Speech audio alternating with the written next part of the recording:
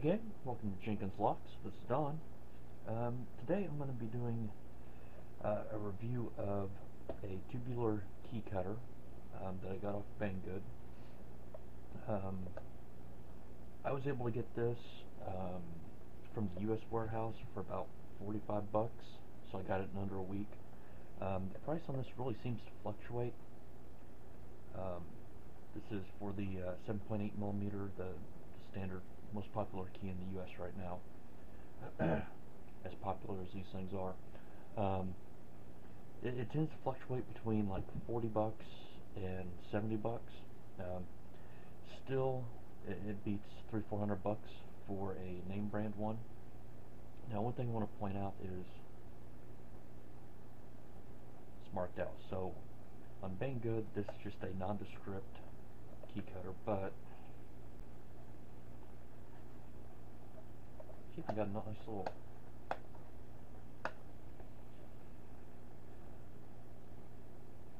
well, if I can find the camera there, you'll see it says Clum. Now the funny thing is,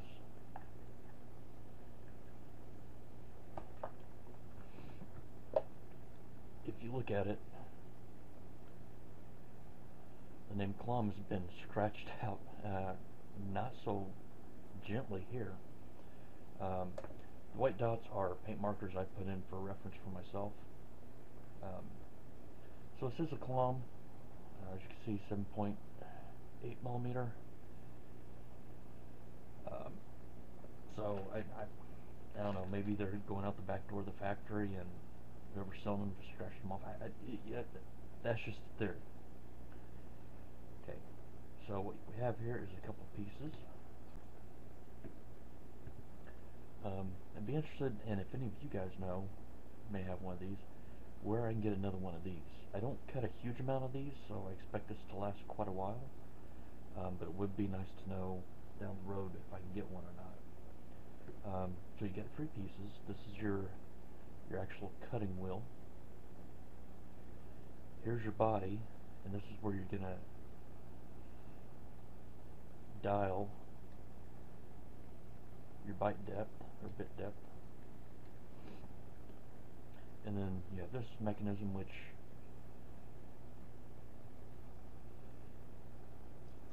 the key only goes on one way.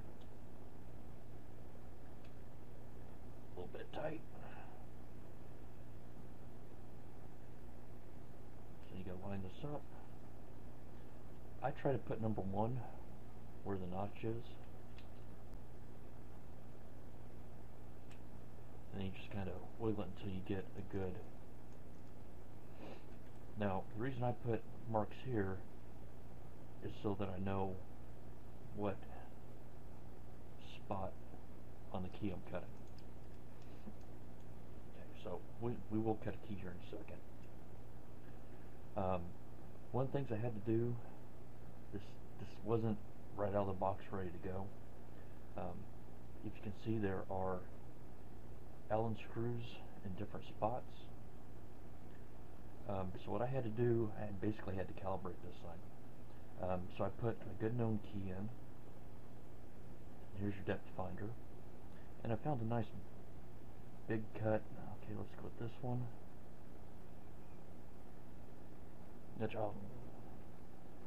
So the way I do it is you've got your different depths. I just kind of put that right in the center. And make sure it's not, if you do that here, you can see there's a gap right in here. So I just go until it's nice and flush. So what I did was, okay, it's number 5. Let me line that up.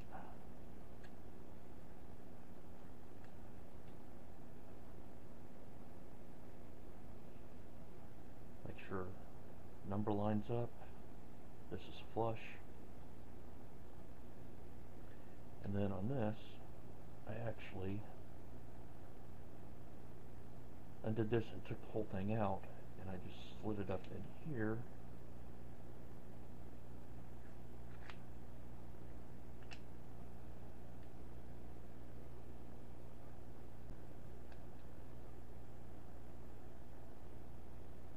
I got the bit level with that cut, then I slid the handle back on and tightened it down.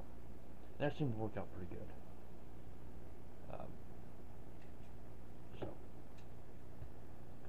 So I'm going to cut a key. Other than that, it's been pretty good. I do recommend having something down because the metal flakes go everywhere. And if you don't have something down, your workbench looks like it went to a bachelor party in Vegas. It's all sparkly. So what I have here is just a standard tubular key barrel. I got this off CLK Supplies for about 10 bucks. And I also got the blanks. It's a standard 37B, 137B or 1137B Ace tubular key. I think like 80-90 cents a piece. I'll put links to all this in the description.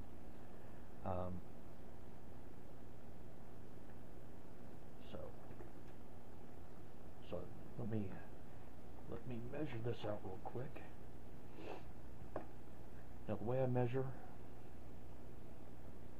is looking at like a clock face with the notch here, or the tab here being 12. I go clockwise because when you put the key in, see it's got a nice little groove there that it fits once you put this all together. I like that notch to be number 1.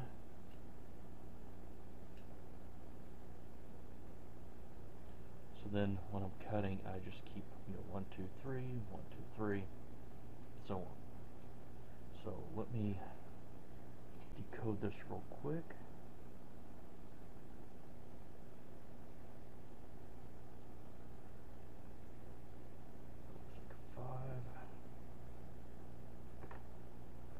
Now one thing when you measure these, if it's questionable, especially if you're doing like 1 and 2 cuts, go with the lower number first and then try the key, and if it doesn't work, go back and cut it up to the next deeper one. Because you can always cut more. It's hard, once you cut too much, then you just dropped in an 80-90 cent key. Because I really have problems with 1s and 2s.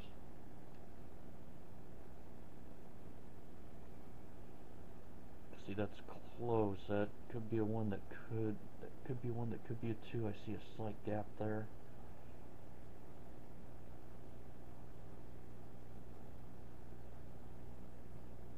Two does fit pretty good in both those. So I'm going to mark it as a 1/2, 1/2. And I'm going to cut it shallow just to show you guys what I mean. So we are now on number 3 or 4. So 1, 2, 3, 4. Okay, it's not a 4. We got us 5. Hopefully that's coming through.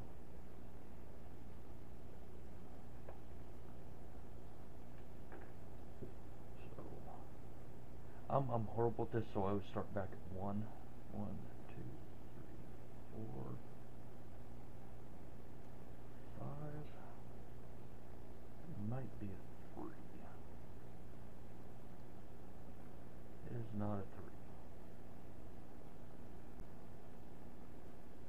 That is a comfortable 2.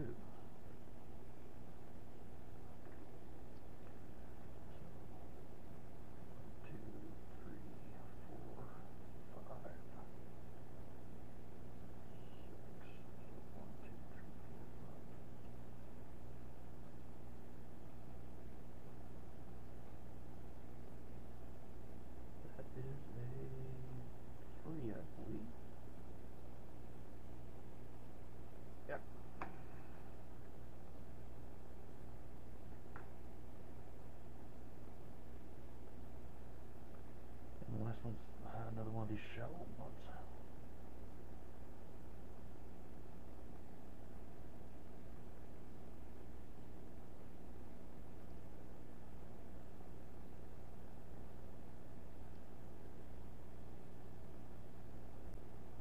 That is going to be a 1. Okay.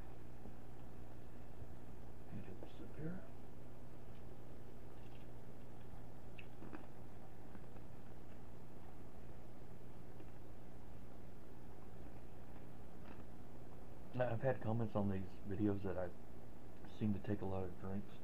Um, it's not martini 30. I actually do these videos usually around 4 to 5:30 in the morning, just because that's when I wake up and the house is quiet. Um, so normally when I'm drinking, it's either a Rockstar or a Monster. And yes, why the hell do I get up that early? It's been that way ever since the military. So we're gonna get our T blank, put it on nice and tight. Now you may be tempted just to not deal with this piece because it can be kind of cumbersome, but you really want that on so it gets that nice seat and holds it firm. So our first cut, gonna match up to the line here, 5, ready to go.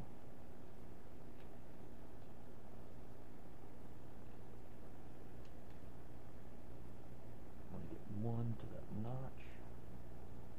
There we go. And then my self-made mark.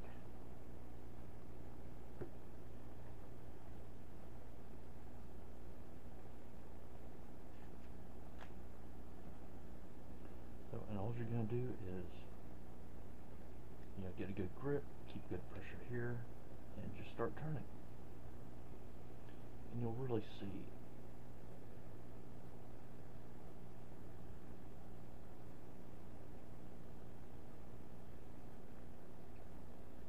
Now once it gets all the way down, I do like to do a little reverse just to smooth it out.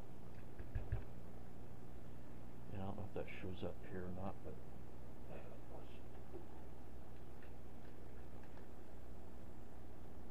yeah, now you can see all those flakes right here. Those get everywhere if you don't have a mat down. So for the next cut, you don't have to pull it all the way out. Now these are the questionable ones. Yeah, and you do have to watch. So I had some shavings right there and one of them just clipped me. So keep a pair of tweezers handy too.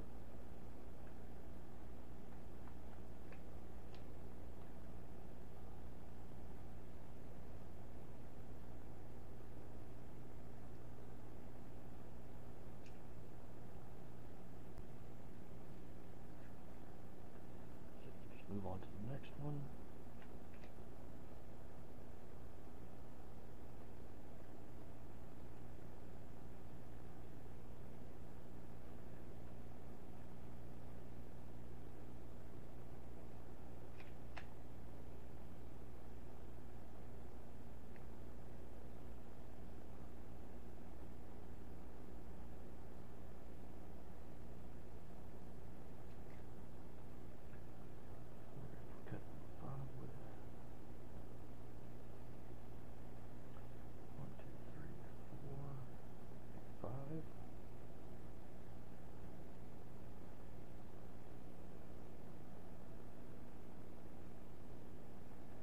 Five is 2.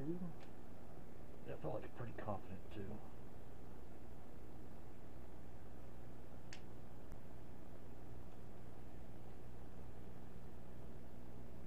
Got 6, which is 3.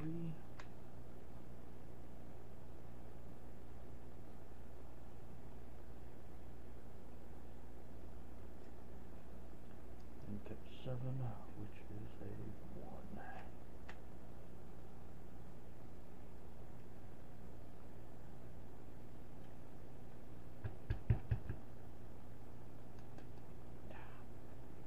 Yeah, I don't know how well that shows up, but I've got it embedded in my skin now. Normally I do this over a trash can.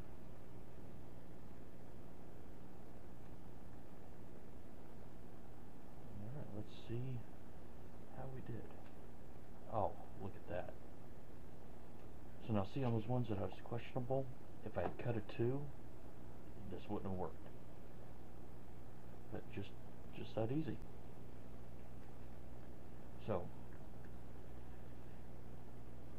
is this as great as a key cutting machine? What, like a Futura or one of those? No, you're going to get better accuracy with those with those machines. Um, but price point, I don't do a ton of these. Um, maybe 5 or 6 a year. So for the price point and return on investment, this is the best option for me, compared to a couple grand for a machine. Especially if you're out in the field. Um, the whole reason I got these is I was actually doing some work at a local cabinet builder. And I said, hey, while you're here, our Coke machine we can't get into. Well, they had bought a Coke machine and lost the key, so had to pick it, which will be a next video. So this, I carry it in my bag, carry it in my toolbox, and as you can see, it was pretty simple to work. So, hope you guys enjoyed this video. Again, links below. If you did enjoy it, found it nice and entertaining, please consider hitting that like and subscribe button, and I will catch you guys next time.